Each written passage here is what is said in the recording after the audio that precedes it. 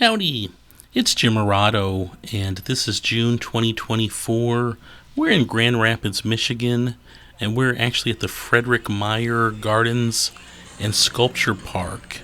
I've been here before, but this was the first time I've been here with my camera, so I thought, I need to film this. And we were here, gosh, we've actually been here a lot, and we were here some time ago, and we did their little trolley tour. It's not that expensive.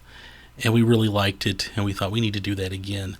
Their trolley tour, they always have guides that seem to care about the art and the sculptures, and they do a really good job, and they kind of make you want to care about what they're talking about. It's pretty neat.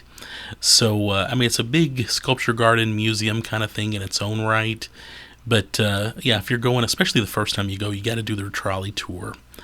And this video is mostly gonna be that complete trolley tour, and then we're gonna walk around the gardens a little bit, and I probably won't say too much. I'm gonna let this guide on our trolley tour do most of the talking. But we got here, we're walking. A quick story about Frederik Meijer, of course, the founder of the guy who really put the Meijer grocery stores on the map. Very nice guy, philanthropist, well respected. And I actually wrote him a letter maybe a week or two before he passed away back in 2011. And I was sad to hear of his passing. And then shortly after that, a few months later, his assistant actually wrote me a letter and said that he got my letter and he signed a couple of autographs for me. And she made sure I got those after he passed away, which I thought was totally classy. Anyway, let's enjoy the trial.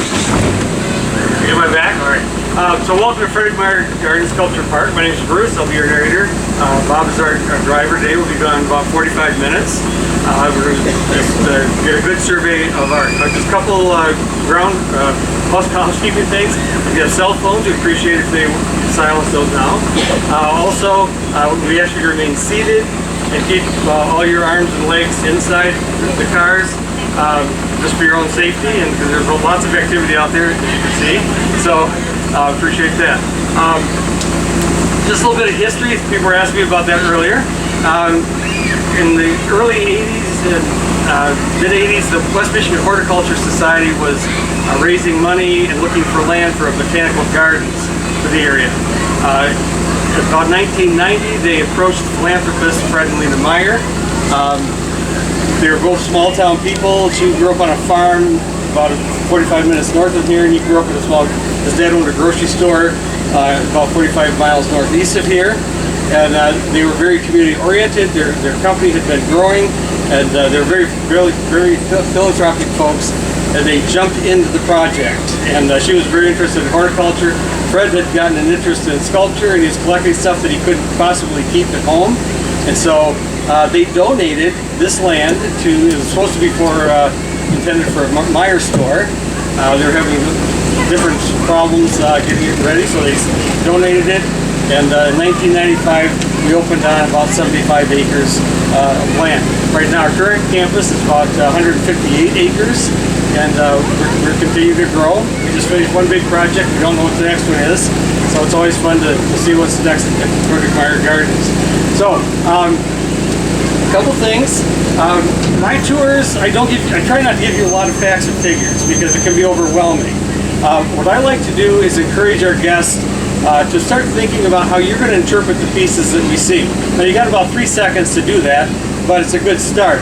So, we all have our own opinions. Your opinion, your interpretation is as good as mine, okay? And as good as the next person. So, I'm going to give you 2 questions to start with, and that's just the beginning to get you thinking about how you're viewing art. So, when you look at a work of art and you think, I really like that piece, stop and think, what did you like about it? What were the elements that you liked? The color, the textures, anything that appealed to you.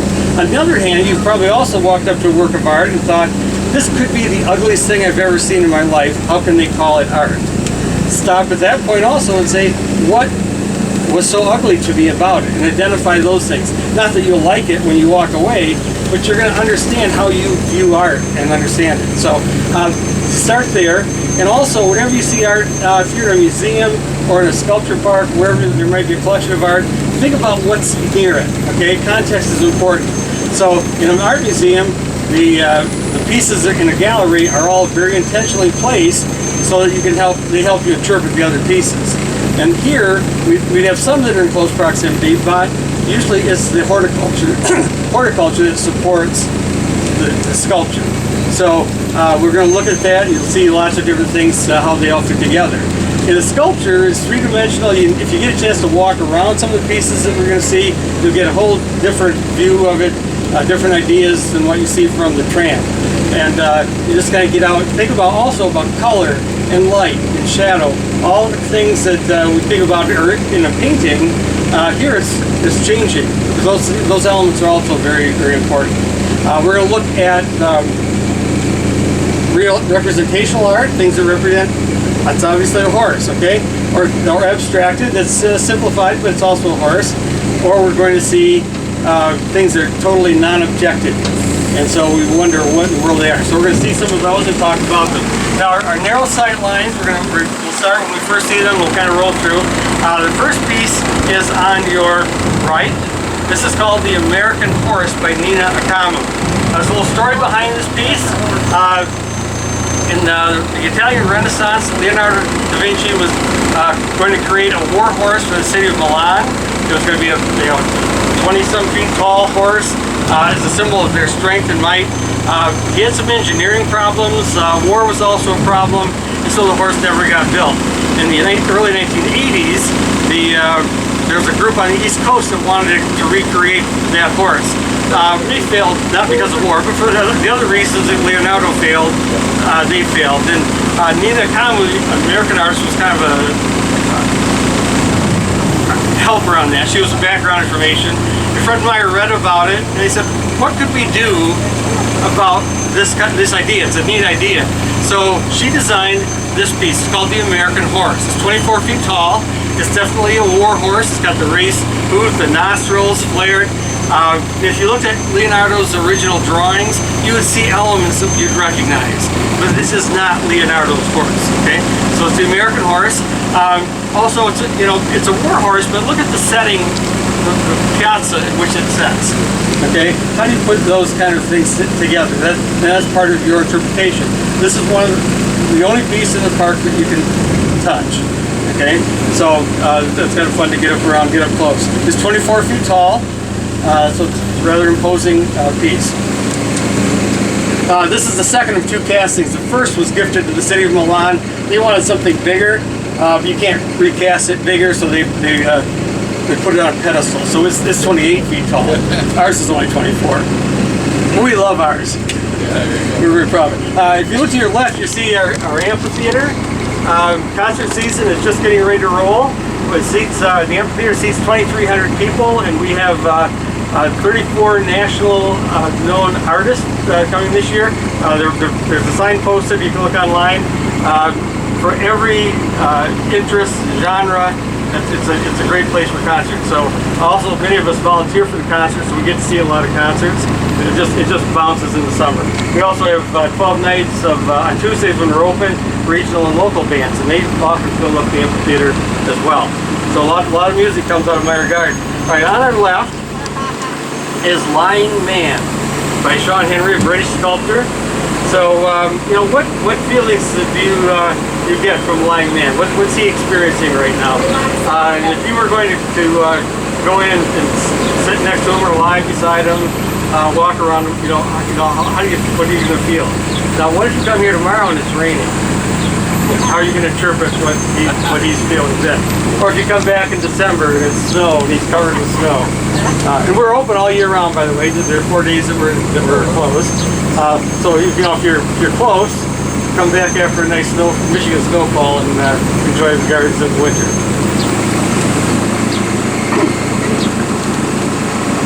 There are also there's more sculptures in the amphitheater gardens.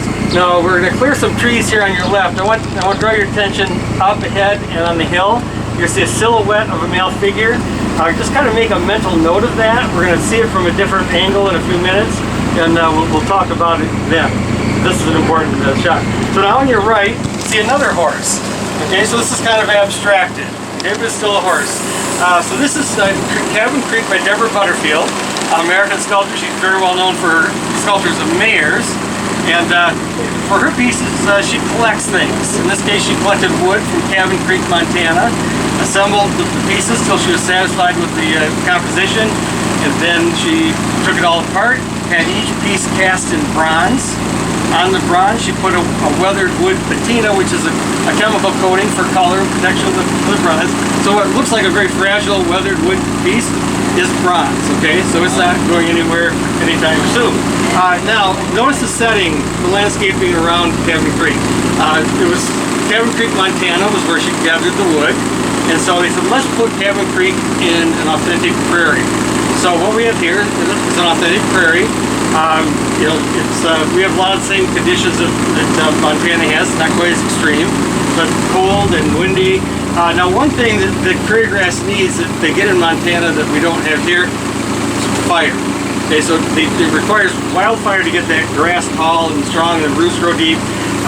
So every 3 or 4 years we have a controlled burn. So two seasons ago, this was just a charred surface, maybe a little bit of green starting to poke up at this stage. So the second year, it's a beautiful, really healthy prairie. So it's starting to grow and looks really good this year as well. So also as we roll past, if you look beyond Cabin Creek, you'll see the American horse, part of the American horse emerging. So this is kind of a fun place to stand and look, and then you can walk around and enter the piazza where the American horse is from this side as well. And the next piece is going to be on your right. It's called Neuron by American Roxy Payne. And just need to kind of react to it for a second. What's your impression of it? And it's about 40 feet tall. And it's made out of stainless steel rods and pipes from the pharmaceutical and petroleum industries. You know, he's got, today it's nice and sunny. What kind of energy do you sense is going on in that neuron? And also think about on a rainy day or cloudy or snow. It changes how we interpret it. If you walk around it, you'll get different views. Also notice how they've cleared some space. You can see an industrial I-beam sculpture in the background. We're going to talk about that toward the end of the tour, but there are places where you can compare quite different pieces. And so the stainless steel against the rusty I-beam. So it's fun to always look right beyond and look around, because you never know what you might see. So now as we roll ahead, look to your left. So you saw a silhouette of a male figure a few minutes ago. Now we're going to see the silhouette of a female figure emerge. Okay, so they're thin aluminum pieces. They're welded together at 90-degree angles, so they change it. It's a fun piece to walk around and see how it changes. Jonathan Zabrowski is the artist, American artist. He wants us to think about a metaphor of energy. So he's saying we've got male energy represents one kind of energy, female represents another kind of energy, and how do they work together? So you might think of that and think of maybe other kinds of metaphors for different kinds of energy, and think about the material of this and how, you know, the strength or weaknesses of it, how they're fit together, how they work together. And it's kind of fun. Also, if you get a chance to walk up there, you'll see Neuron to the north. If you look to the west, you will see B-Tree 2. When you came in the main gate, there's this large tubular sculpture that's suspended with wires. Very interesting perspective from the feet of male-female. How are they alike and how are they different? And artists and curators want us to think about that, because it's a lot of fun. Whenever you see a path like this, you're going to see lots of other sculptures in the gardens that are in it. So we're touching the surface only on our trans tour. So the next piece we're going to see will be coming up on your left is a non-objective piece. Okay, the artist is Henry Moore. He was one of the great British sculptors of the 20th century. He's well known for some abstracted figures that were inspired by the bombings in London in World War II. But this is non-objective. It doesn't represent anything. He got his inspiration from nature, organic things, human forms, all kinds of forms that we see, and then you can kind of put them together. So when you look at a piece like this, you might say, well, that looks like I'm not going to fill in the blanks. You fill in the blank, and you walk around it, it changes every step or two. You know, it's small, and it's very simple, but it's very elegant in how it changes. You know, I think of it as, you know, on a nice day when the clouds are puffy, you look up and you go, that looks like George Washington, or there's an alligator. You can appreciate non-objective art in much the same way. Because if you see an alligator and I see a George Washington, you know, we're both right. So you can have some fun with that. Also, the red barberry bushes, Japanese barberry bushes, kind of they echo the color. So color is important in this piece. So they anchor to the ground and it's contrasted against the green background of the leaf. So a little bit of energy in the color is the idea of this. The next piece is going to be on your left. It's going to be another narrow sight line. This is made by Auguste Rodin. We consider him to be the father of modern sculpture. Our collection starts in the late 19th century, works through contemporary. So Rodin worked in the late 1900s, late 1800s, early 1900s. So here we see Eve by Auguste Rodin. Okay, so he wanted us to get meaning from the body language that his sculptures had. He doesn't necessarily tell a story, but there's a lot of emotion and strength in his pieces. So when you look at Eve, we're looking down this archway of European hornbeam trees, and so we're drawn in. Obviously there's a beautiful garden around her, but she's facing out. You know, what emotion does she evoke, and what do you get from the idea that she's facing out? It's an interesting piece. She was one of a number of pieces he made for some doors that were never built. Small pieces, he made them large, several of them large. Probably the most familiar piece of his is The Thinker. Also The Kiss came from that same series. So now we're going to see, you see that the I-beam sculpture, if you look back to the right quickly, just kind of compare. But the next piece is ahead and to our right. So here we have Espalier Girl by Laura Ford, a British sculptor. And espalier in French means to grow, train a tree to grow against a flat surface. So there's, you know, anything going to the back is trimmed off, anything coming out is trimmed off. So you just have the branches. But you know, the title is Espalier Girl, and you look at it, you go, well, yeah, there's a tree, but there's two legs. And now it's a little bit hard to see, but the shoes that are on these legs are Mary Jane shoes. So Laura Ford tells us it's a girl. Mary Jane shoes kind of give us a sense of the age and the energy of the girl. So notice the landscaping. Okay, what do you make? There's wild climbing roses, and you've got something about training. And what do you make? How do you put all those things together? And so this is a place where you can have completely opposite opinions for the people you're with, and both be right. So if you need to have that, you know, an argument or debate to both be right, this is a great place to come. You know, is it serious or humor? You never know. Okay, we're coming up on a waterfall. Now, some of you have not been to West Michigan before. We don't have waterfalls in West Michigan. We have a lot of beach sand and dunes, but we don't have waterfalls. So here we have a waterfall feature. It's a very beautiful, peaceful place. A lot of weddings and outdoor events here in the summer. Now this was built here to make this a peaceful place. On the other side of that is the East Belt Line, the busy road that you came in on. And so the height, we can't see it. With all the cascading waterfalls, you can't hear it. And it's quite amazing. It makes us feel like we're farther out in the country than we actually are. Now, you know, there's the koi ponds, so they're fun to watch. They're beautiful and graceful. You know, a lot of water plants and flowers. Sometimes wildlife shows up here. Deer have been spotted here. One year we had about a dozen turkeys roaming the park, and they were often here on tours. We haven't seen them lately. You never know, mink live in the area. So we support a lot of wildlife. People have seen fox here even. The two trees that you see in front of you are gone redwood trees. They were thought to have been extinct millions of years ago. They were plentiful in the northern hemisphere, but then geologists said there aren't any anymore.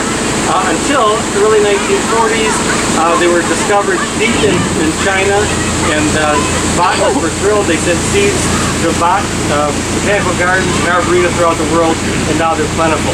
If you like bonsai, you'll often see dawn redwood as a popular bonsai tree. Now, coming up ahead of you, another non-objective piece by Arnaldo Pomodoro, Italian sculptor. The title of this piece is Disc in the Form of a Desert Rose. So a desert rose inspired this piece. A desert rose is a little crystal Geologic formation is usually small. You can hold them in your hand. The crystals look like rose petals coming out of a rock. So here he's kind of imagining the forces that the desert rose, that makes a desert rose. What if those forces were at work in a disc? And so he's just kind of imagining that abstract idea. So he likes us to look at texture, compare smooth and rough. He likes us to look at rounded forms, compare to jagged forms. There are torn forms. There's all kinds of things going on in this disc. Now, so you can look at it in terms of light and shapes and textures and that sort of thing. Also, with a piece like this, I like to think of it in terms of music. So if this were representing music, what kind of a song would I be hearing in my head? And that's a good way to interpret. It's kind of non-verbal, or you might hear, you know, if you like heavy metal or something, you might have some lyrics for that. But anyway, it's fun to look at those pieces and think all kinds of, use your imagination. All right, this is a great angle for pictures from this plate, for this figure, but we're not going to talk about it yet. First, I want to draw your attention to the left. Here we have two pieces by Anneke Beaumont, the Dutch sculptor, number 26 on the left, number 25 on the right. Beaumont, I mean, they're representational, obviously two figures, but she's very, very ambiguous. So she tells us nothing about her work. The titles, 26 and 25, they don't help much, okay? They're just the order in which she makes them. And, so, you know, what do you see there? Are they male, female? What's with the robes, no hair? What's their body language, their facial expression? You have to kind of fill in all the blanks. It's a piece where you walk around it, you get a completely different sense of some things than what from the tram here. You'll see some things that we don't see, in how they're related. Now, I like to think of this, and I'm with my English teacher, and Miss Brown says to me, in my class, get your pencils out and your pads of paper. This is the prompt for your next short story. So write a couple sentences to get that, you know, whether it's the middle of the story, the beginning of the story, or the end of the story, start with that. So when you don't know about something, create a story for it, okay?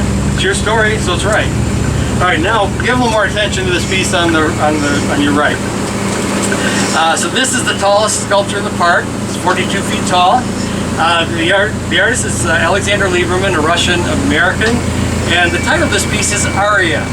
Okay, so an aria is a complicated song for one voice, and so is it about music? So you look carefully at this. It's very abstracted, but if you look carefully, you might see some shapes that look like musical instruments or notes, notations.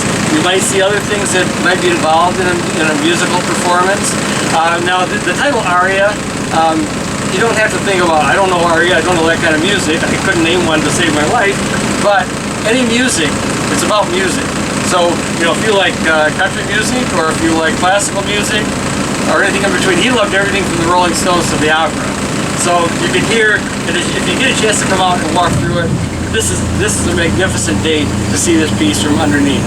And you'll see more than you see here in terms of the things we just talked about.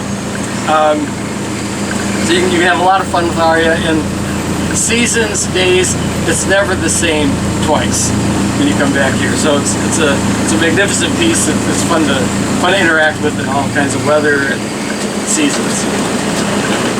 All right, y'all love spiders? Yes. Okay. Next piece is called Spider by Louise Bourgeois, French-American sculptor.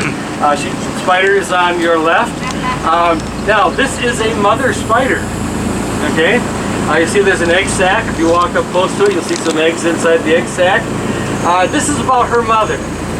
Okay? Can you imagine a sculpture about your mother? Would you use a spider? Yeah. Now, notice at the bottom of the legs, those aren't spider's legs. Those look like knitting needles or something. Her mother was a repair person at a tapestry repair shop in Paris. So that's kind of an homage to her mother. So is she honoring her mother, or is she saying what she's saying about her mother in this piece? Well, we have a quote that we like to share with our guests. My best friend was my mother. She was clever, patient, soothing, dainty, neat, and clever as a spider. She could also defend herself and me. Okay, so you get her perspective. You might interpret this completely different. Also, if you walk around it, you're going to see some maple tree exposed roots, and they kind of lend to the ambiance. The ground cover is purple leaf winter creeper, and it creeps up across the base of the sculpture over the course of the summer. We have 3 pieces coming up by American sculptor Jim Dine. The first is on the right, and there'll be 2 more heading on the left a little bit. So Dine likes to take things that are commonplace, recognizable, ordinary things, and put them in a completely different context.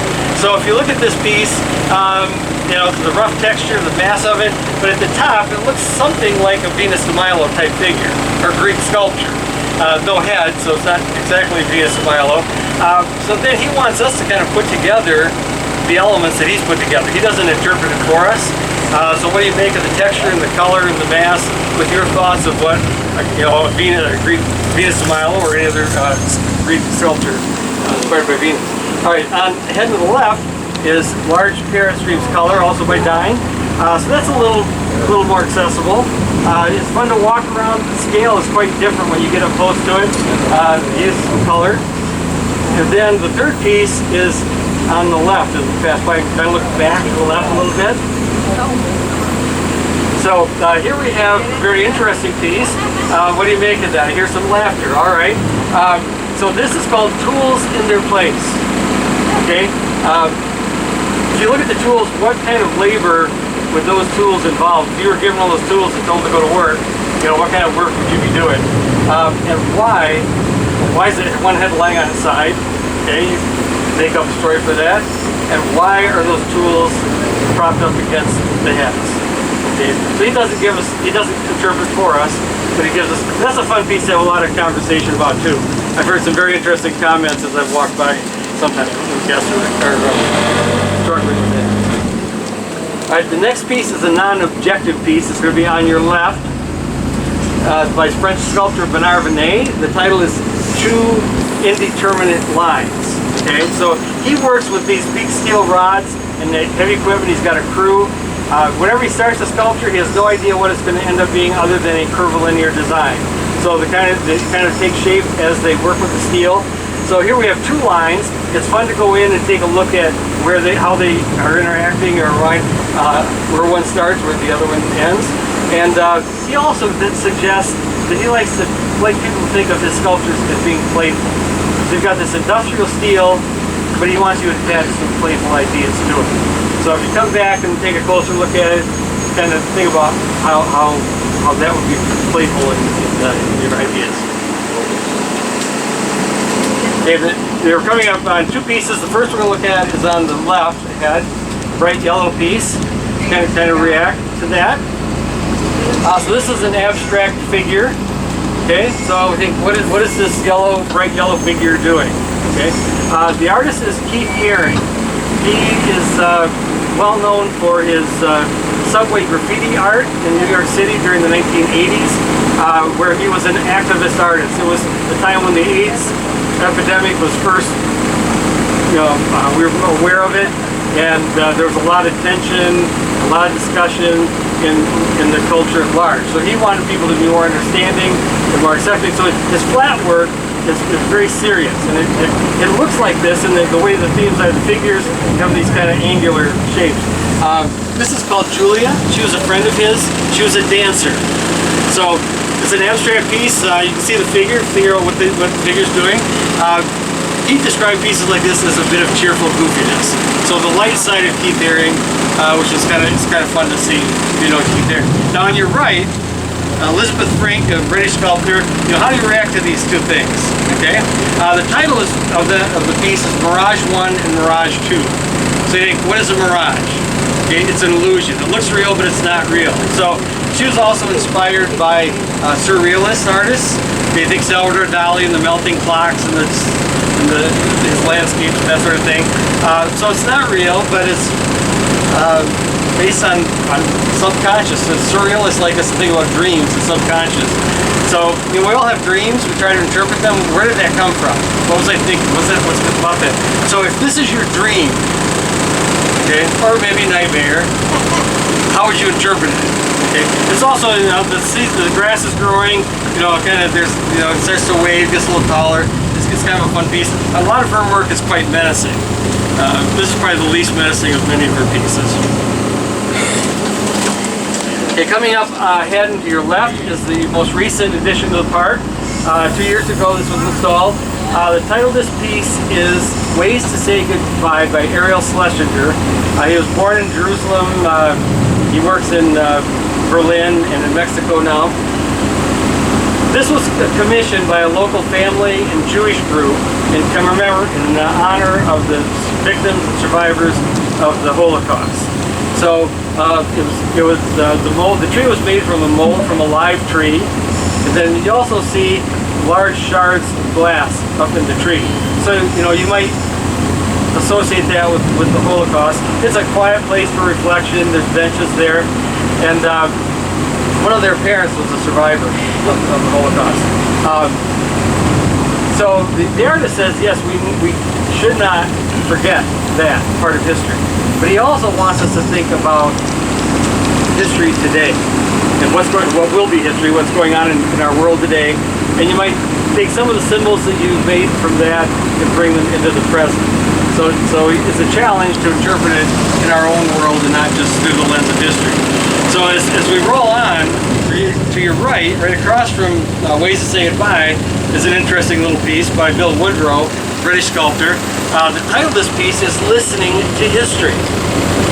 Okay, so what do you make of that with what you see? Okay, you could take that, you could have a personal thought about that, or you might apply it to culture at large.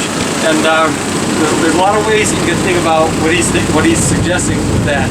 It's also very interesting to take the ideas you might derive from thinking about that and compare them with the thoughts from listening to history. So it's a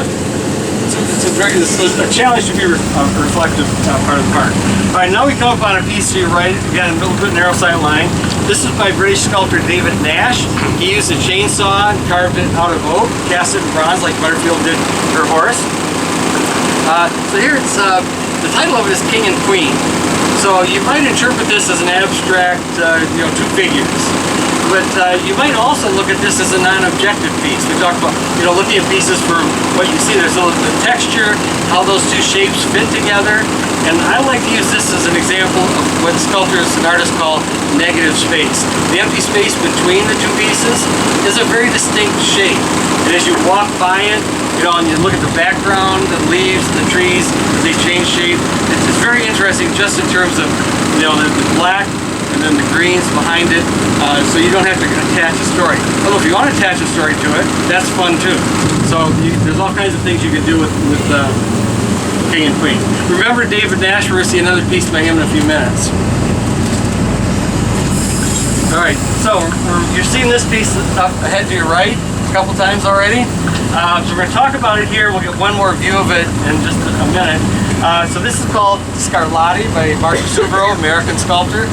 He likes to name his titleless pieces after people he admires. So Scarlatti is a composer he likes music he likes. So he always uses heavy industrial material. When you came in, you saw a big orange sculpture that looked like a 7 with I-beams. That was Ben Webster by the same artist. Ben Webster was a jazz saxophonist. So here we have these I-beams and all diagonal lines. And de Subro has a lot of diagonal lines in most of his work. And when you see diagonal lines in a work of art, the artist is often suggesting motion or movement of some sort. Okay, so those I-beams are out there. So you think Scarlatti, you might think music. Okay, you get some ideas there. Now, on a breezy day, not only does this piece suggest movement, it also sways in the breeze. Well, sometimes it's very subtle, and only a couple times have I seen it, sway as much as my example up here. But it's very interesting to see it move. But another angle is a little bit easier. The meadow you see in front of you is there are 25 varieties of wildflower, and soon they're going to pop. And over the course of the growing season, the color changes. It kind of transitions from week to week, and it's amazing. This also needs a controlled burn. So when they burn Cabin Creek, they also do a burn of this field. Also, notice the diagonal lines in the landscape. Look at the hill in front, look at the hill behind, and then in the far distance, you see the roof of the Tropic Conservatory. So if you think about all the diagonal lines implied there in the sculpture, what it implies, the whole setting adds to that symphony of diagonal lines.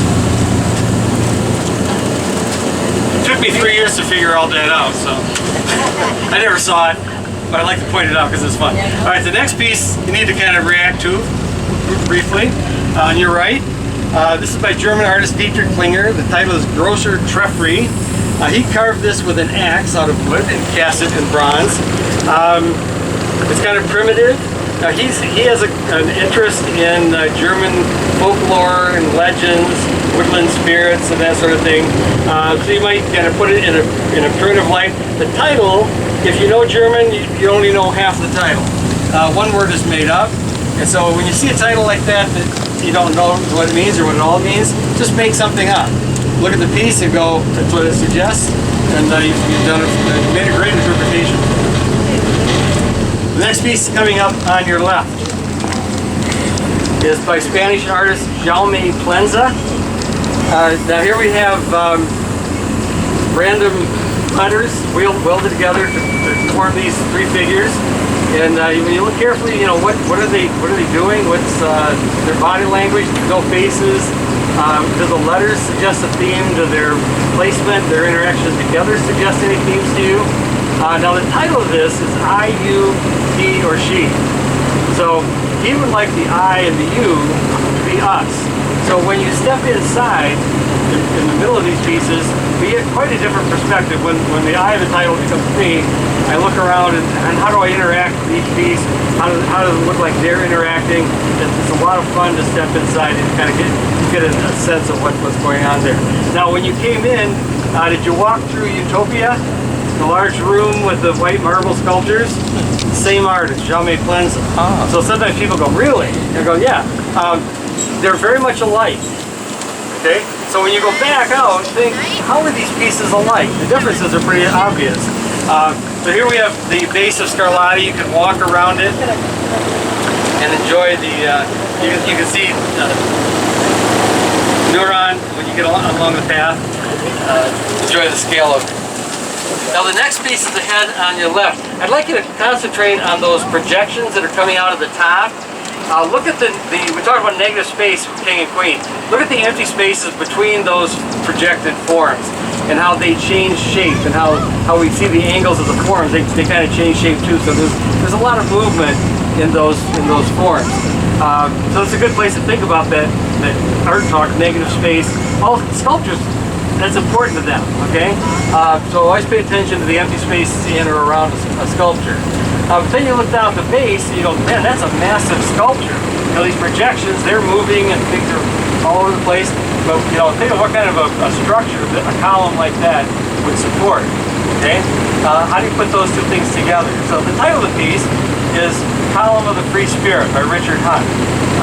When you take those two things and the ideas that they might represent that are different, it's kind of fun to interpret it that way.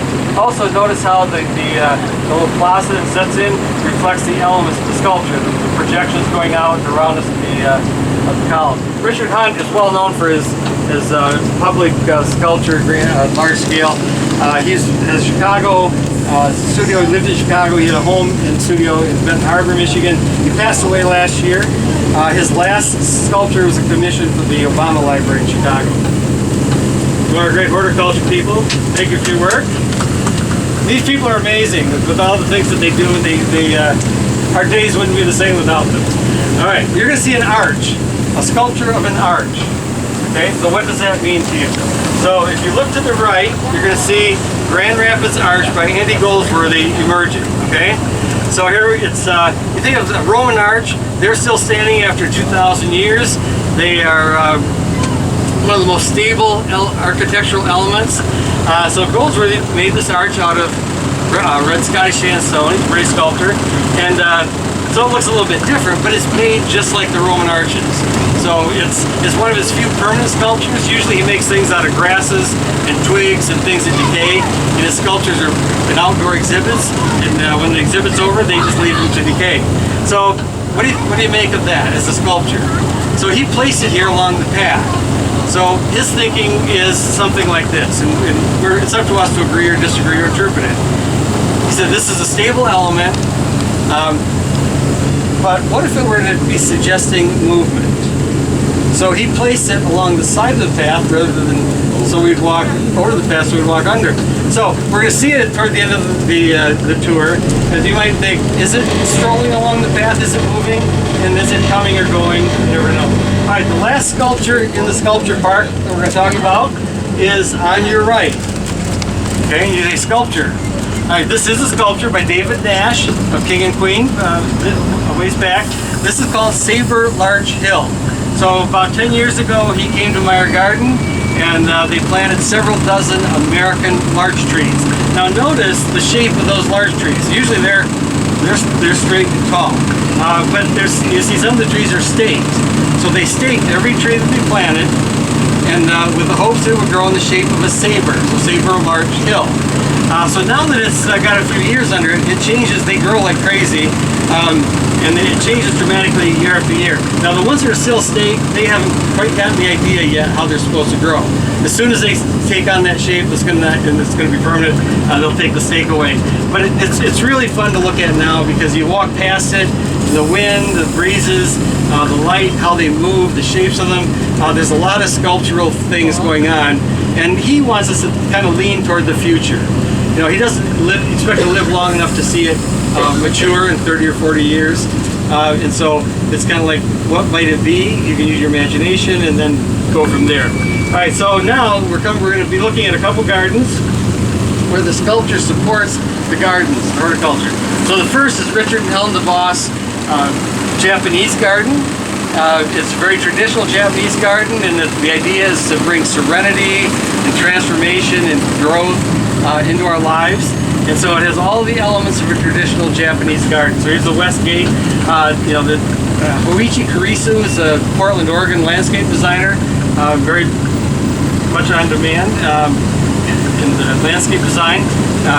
The structures that you see in the garden were built in Japan, shipped over. We had about 30 Japanese craftsmen at one point assembling the pieces. When you look through, Japanese gardens, we can look into them, and we're not walled out of them.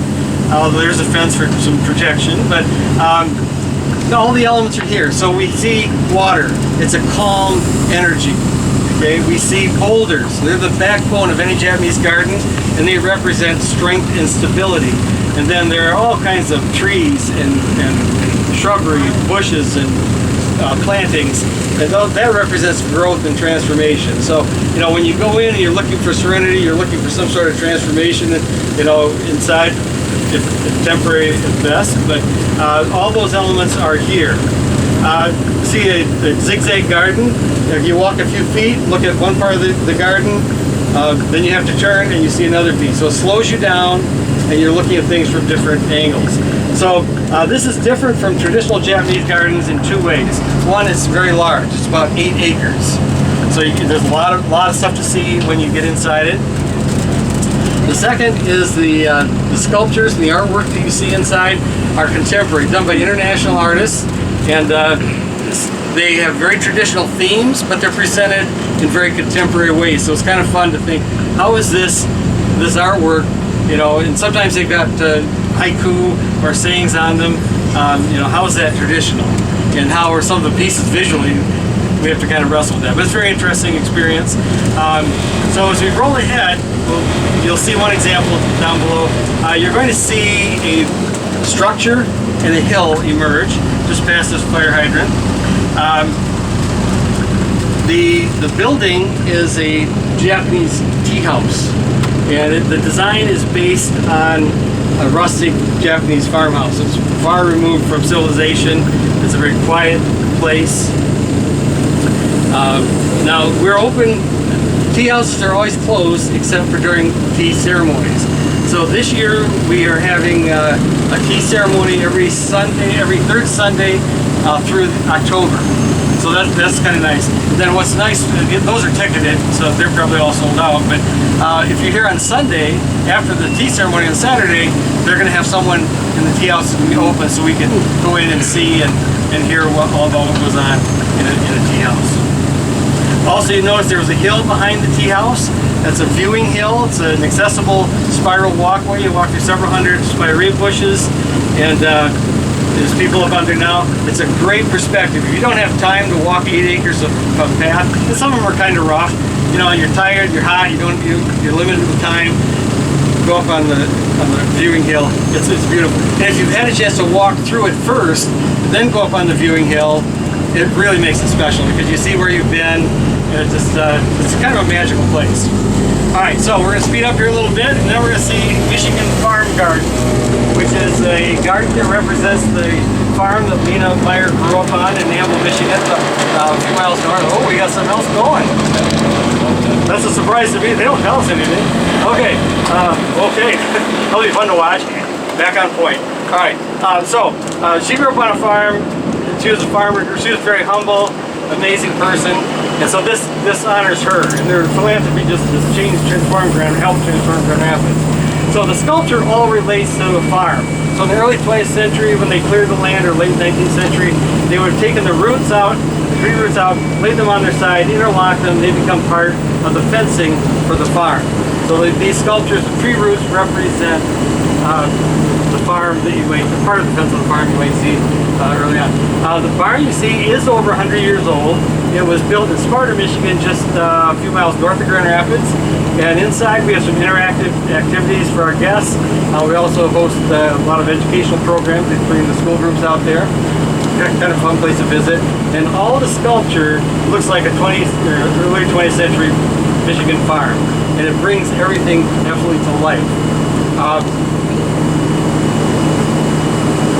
Now one of those pieces, if you get past that little fence there, you see it looks like a little girl on the top of the other fence. If you look between the slats of that wooden fence, you can see what looks like a pig. Well, word has it that from time to time, Lena would ride pigs on her farm in Amble. And so Fred thought that was pretty cool. And so he commissioned a sculpture of Lena riding a pig. There's also a sculpture of Lena milking a cow, which features a cat. So get back in there, it's fun to look at. The house you see is a 3/4 scale model of the house that she grew up in Amble. Inside we just have storage space and some educational space. And then we also have an outhouse here on the farm. You can't use that. If you're back here and you need to use the facilities, there are restrooms in the house in the back corner, and there's also water here to drink. You'll notice a windmill. That windmill came from the farm in Amble. So she grew up under, that windmill provided for them on the farm in Amble, so it's an actual part of her history. We have a small heirloom garden, so heirloom vegetables, and they grow lots of beautiful things. Somebody's lucky enough to get a few beautiful vegetables. You'll see an arbor there with some green growth on it. Those are hops. So those also get harvested. I don't know who makes the beer, but I'm sure somebody does, because this is Beer City. I don't know if you know that or not, but we like our craft beer here in Grand Rapids. You see a horse there, but the animals, the chickens and the pigs and the cows. It's a fun place to visit. Kids love it. We have some activities there in the fall, and it's fun and lively. On your left is another garden. This is called Gwen Frossig's Shade Garden. Gwen Frossig was an artist who lived in northwest Michigan, Benzie County, and she was all about nature and the intricacies of letting life grow. So if you look at her prints, and we still sell some of her calendars and prints in the gift shop, it looks very much like this. Her studio is just kind of buried in wild growth like this. So this is a shade garden. In a hot day in the summer, you can come in, sit on a bench, and it's cool. And you might even see a sculpture or two of animals that be running around northwest Michigan. So we're coming up on the other side of the Japanese garden. So we see the pond here. It's the same pond that you saw on the other side. It's very large. Now if you were to view this from the air, if you look in your map, your guidebook, you'll see the shape of the pond. The shape is a Japanese kanji figure that represents heart. So the name of the pond is Lena Meijer Pond.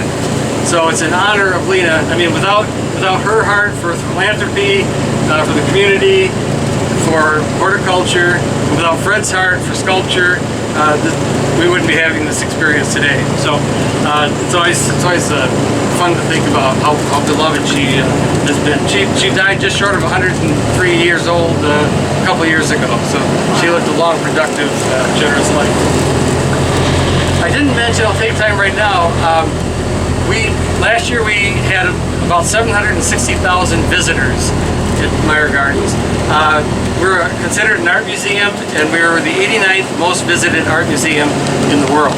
So we're happy about that distinction. USA Today has named us Best Sculpture Park 2 years in a row from USA. We're coming up at the main gate of the sculpture park, or the sculpture park. Nope, no, we're still on the Japanese garden. So you'll see a contemporary granite piece. It's polished and rough. Anish Kapoor is a famous artist. If you've been to Chicago by the Art Museum, there's this big beam, stainless steel. Same artist that did this piece here. Also, as we roll past the front gate, you will see a basin with water pouring in it. So a lot of our guests like to have an authentic experience with the Japanese garden. So, you know, I'm anxious about something. I just want a few minutes of peace and quiet. So I'm going to symbolize wanting to be calm by washing my hands in that basin. So then it's a symbol that I go in and let the magic of the garden help with the rest of the way. You will also, if you come back, use this garden entrance. Okay, you don't have to face down trams or large groups of people, and it really sets the tone. That opening is up here you'll see it when we turn the corner. Also, off to the left, you'll see a Japanese cherry tree promenade. That's been recognized as one of the most beautiful cherry promenades in the country. Late April, early May, it's just amazing. The sight, the aroma. There's sculptures. It's still nice to go back there. There's sculptures and benches. It's a good way to start your experience of the Japanese garden. So we're going to come around this corner, look off to your right, we see Grand Rapids Arch. Okay, so what about the movement? Is he taking a walk? If so, is he coming or going? I don't know. Okay, so we're coming up on the end of our tour. I want to thank you so much for coming. Now, I'm a retired teacher, and I gave you two things at the beginning that I want you to think about. Okay, no quiz, but we're going to have a little review. Two questions. The first one was, what's my reaction to what I'm seeing? Like it or hate it, analyze that. And what about the things that are around it? Whether you see it in an art museum, or an art gallery, or in a garden like this, how does that affect your interpretation of the piece? So you start there, use your imagination, have fun with art, you know, just, artists want you to do that. You realize they're not telling you what to think. So, anyway, do that for them and for me, and you will have a wonderful time with art. So, we're rolling up, stop. If you have any questions, I'd be happy to answer. We got 3 minutes before the next tour rolls out. And I hope you enjoy the rest of the day here. It's been a pleasure having you here, and you picked the right day to come to Meijer Gardens. It's cool and sunny. All right, thank you. Thank you.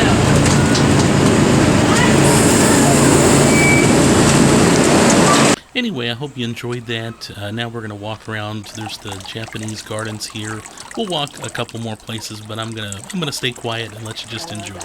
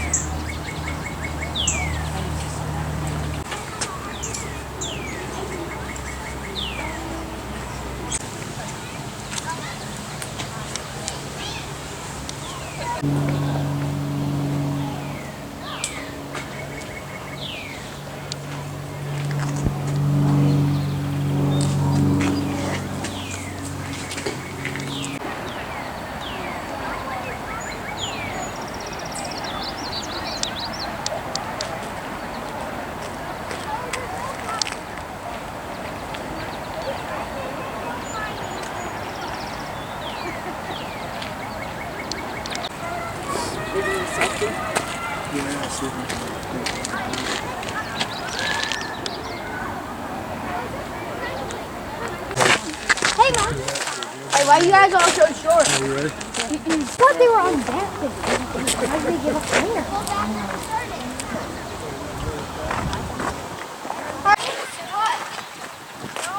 Cameron!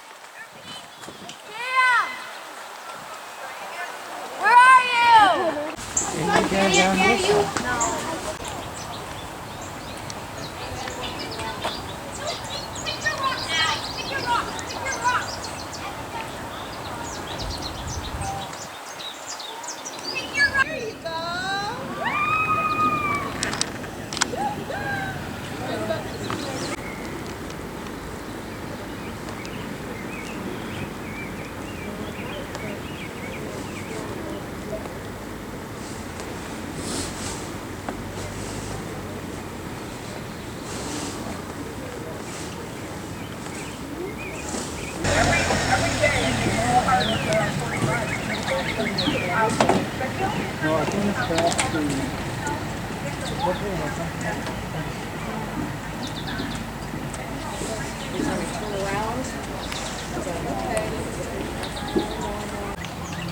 I don't smell.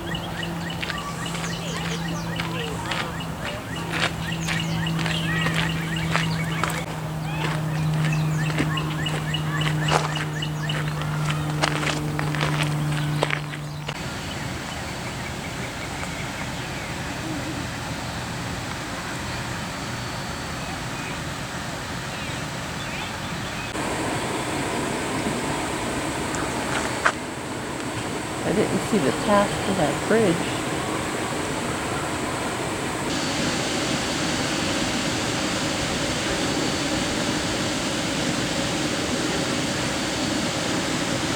He's coming back. They're really not bad people after all. No.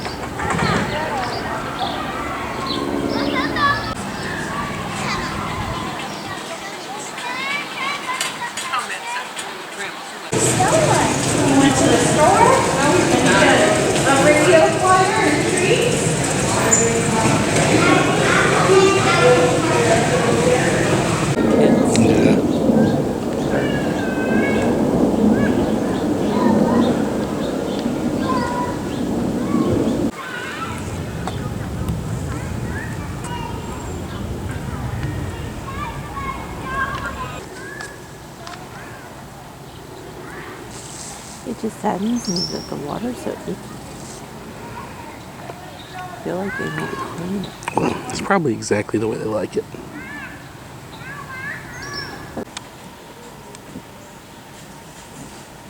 Which way?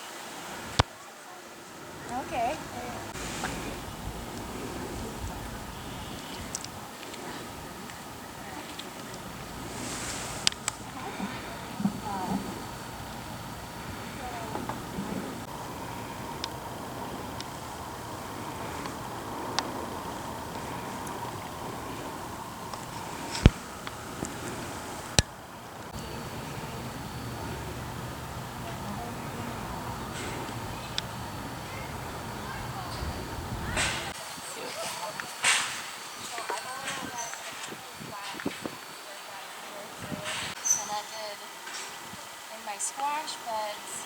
I'm trying to do a Three Sisters.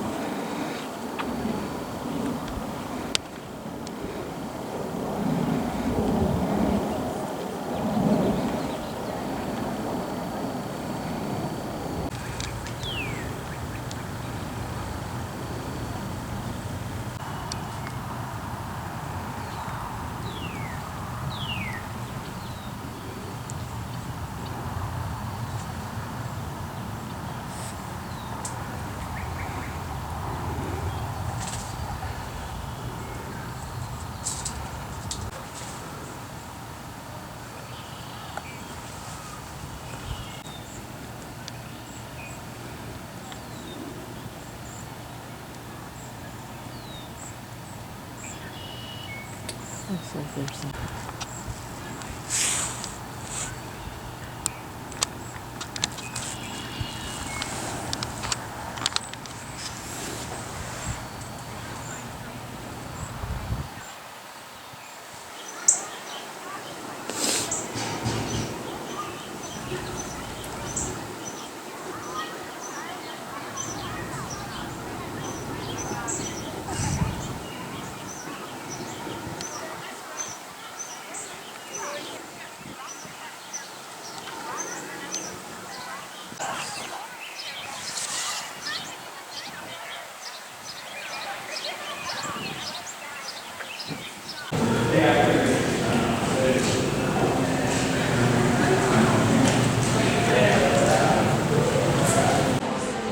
Yeah, so what'd you think?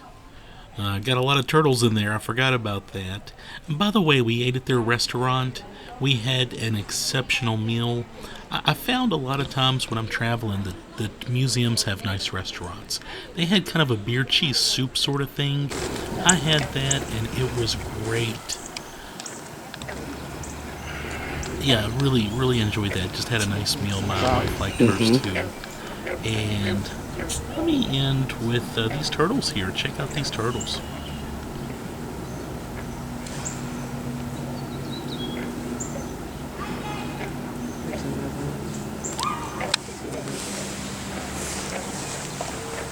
Oh, do you see the big one? Oh man, you were seeing all of them.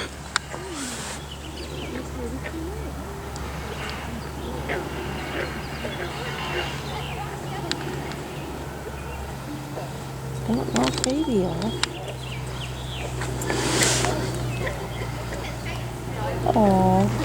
Where are they? What'd you say? Where's he at? I've lost him. He's right on the edge in the water.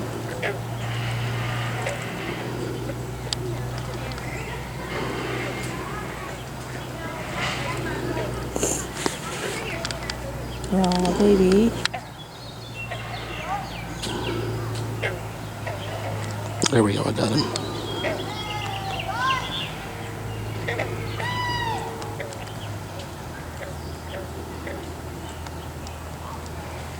You start to see him.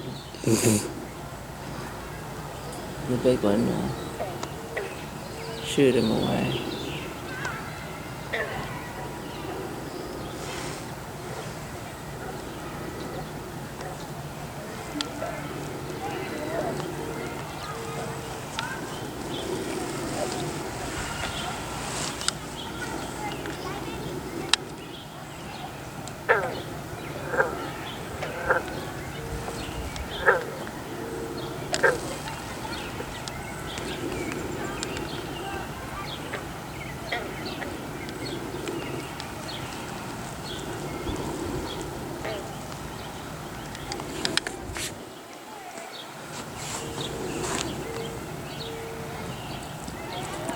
Oh. Oh, he keeps just really